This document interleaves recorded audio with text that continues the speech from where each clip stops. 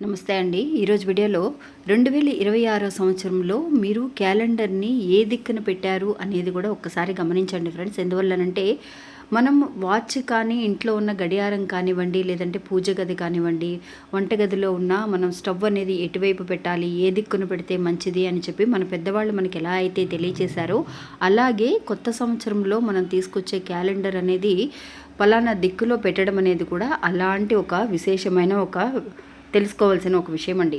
అందువల్ల అలా పెట్టడం వల్ల ఏమవుతుంది అనంటే నిజంగా మన ఇంట్లో డబ్బు ప్రవాహం అనేది మనకి రావాలి అనన్నా, పెంపొందాలి అనన్నా కూడా ఇలాంటి క్యాలెండర్ కూడా మన ఇంట్లో పెట్టడం అనేది చాలా మంచిది. ఏ దిక్కును పెట్టాలి అనంటే తూర్పు దిక్కుగా పెట్టడం అనేది మంచిది. తూర్పు దిక్కు చూస్తున్నట్టుగా పెట్టాలి.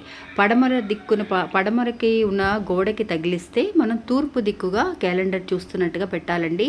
మన ఇంట్లో ఉన్న పూజ గది కానివ్వండి, లేదంటే వాచ్ గడియారం కానివ్వండి, ఏదైనా సరే వంటగదిలో మనం స్టవ్ అనేది తూర్పు వైపు చూస్తూ ఉన్నట్టుగా పెడితే గనక చాలా మంచిదండి. ఈ సంవత్సరం మీరు ఒక్కసారి ఇలా గనక పెట్టి చూడండి. ఆల్రెడీ మనం ఇలాగే ఫాలో అవుతుంటే ప్రాబ్లం లేదు.